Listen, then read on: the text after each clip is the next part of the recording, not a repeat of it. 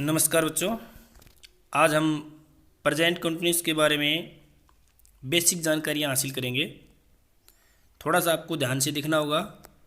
Present continuous बहुत ही आसान tense है, ये आपके जल्दी समझ में आ जाएगा। ये देखिए, इसमें है पहला वाक्य। देखिए इसमें कि वह पढ़ रहा है, तो यहाँ इसकी अंग्रेजी बन रही है ही इज़ रीडिंग। मैं पढ़ रहा हूँ, आई एम रीडिंग। तुम पढ़ रहे हो, तो यू आर रीडिंग। तो यहाँ ये तीन वाक्य जब हम देखते हैं तो इनमें एक चीज़ हम शुरू में देख समझ में आ रही है कि पहले वाक्य में ही का प्रयोग हुआ है, दूसरे में आई का और तीसरे में यू का प्रयोग हुआ है। इनको हम सब्जेक्ट बोलते हैं। ही, आई और यू, ये तीनों इन तीनों वाक्यों में सब्जेक्ट है। उसके बाद जो दूसरी चीज़ प्रयुक्त हुई है वो है हेल्पिंग वर्ब। जिस तरह ही के साथ इज का प्रयोग हुआ था और आई के साथ एम का प्रयोग हुआ था और यू के साथ आर का प्रयोग हुआ था, तो इनको हम हेल्पिंग वर्ब या सहायक क्रिया बोलते हैं। उसके बाद तीसरी चीज़ आती है, वो है वर्ब।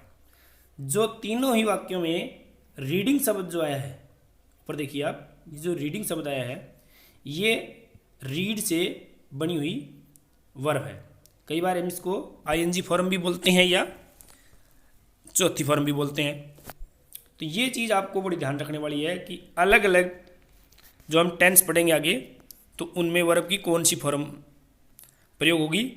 और फॉर्म के लिए आपको अलग से एक वीडियो बना दी जाएगी, उसमें आप देख लेना कि कौन सी form first, second, third, fourth और पांचवी फॉर्म भी आजकल होने लगी है, वो भी हम सीखेंगे।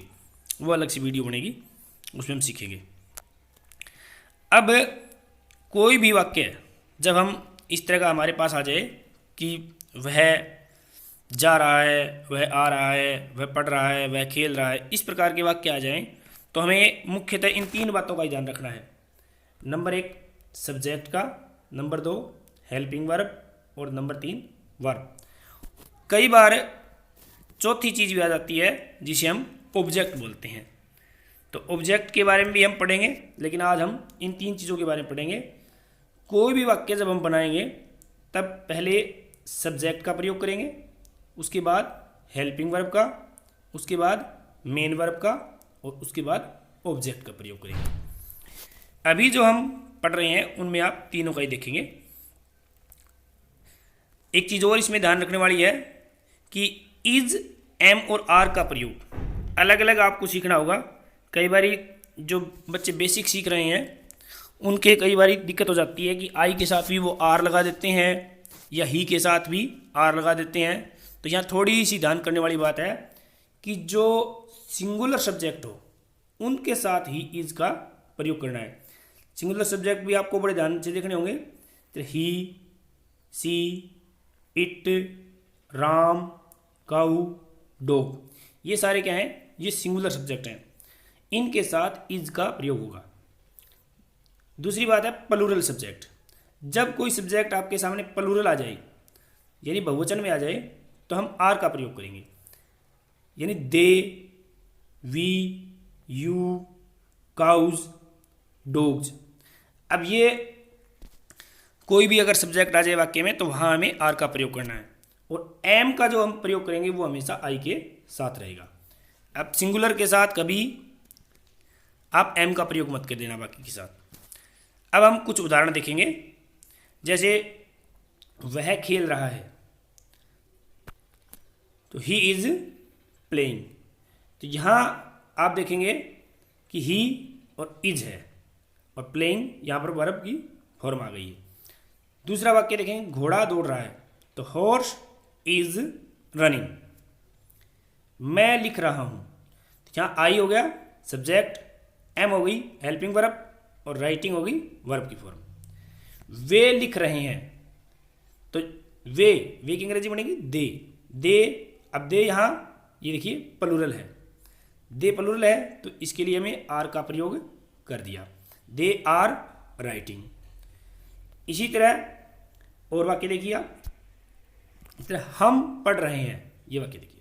हम की अंग्रेजी यहाँ पर सब्जेक्ट हो गया, हम वी, और वी के साथ वी प्लूरल में आ गया, तो वी आर रीडिंग, हम पढ़ रहे हैं।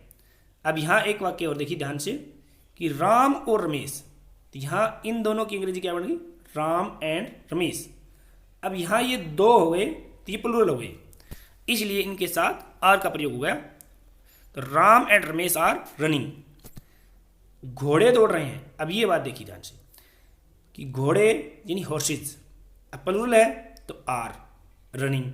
ऊपर देखा था हमने कि घोड़ा दौड़ रहा है, जब अकेला घोड़ा दौड़ रहा है तो इज का प्रयोग किया हमने, और जब घोड़े दौड़ रहे हैं तो आर का प्रयोग किया हमने। ये बड़ी देखने वाली बात है, इसमें आप कुछ बच्चे जो शुरुआती दौर पर होते हैं वो गड़बड़ कर जाते हैं, ये बड़ी ध्यान रखने वाली बात है। इसके बाद आप देखेंगे कि तुम दूध पी रहे हो, तो यू, अब यू को हमेशा, यू अगर अकेला भी हो तो भी उसे प्लूरल में माना गया है, यू आर ड्रिंकिंग मिल्क। बच्चा रो रहा है तो चाइल्ड इज वीपिंग, अब चाइल्ड है वो सिंगुलर है, और चिल्ड्रन आर वीपिंग। अब यहाँ पर चिल्ड्रन है वो प्लूरल हो गया है, तो प्लूरल के साथ हमने आर का प्रयोग किया। इस प्रकार आप थोड़े से बेसिक अगर एक बार समझ जाएंगे तो उसके बाद हम आपको और उदाहरण इनके करवाएंगे। आज के लिए इतना ही काफ़ी है। धन्यवाद बच्चों।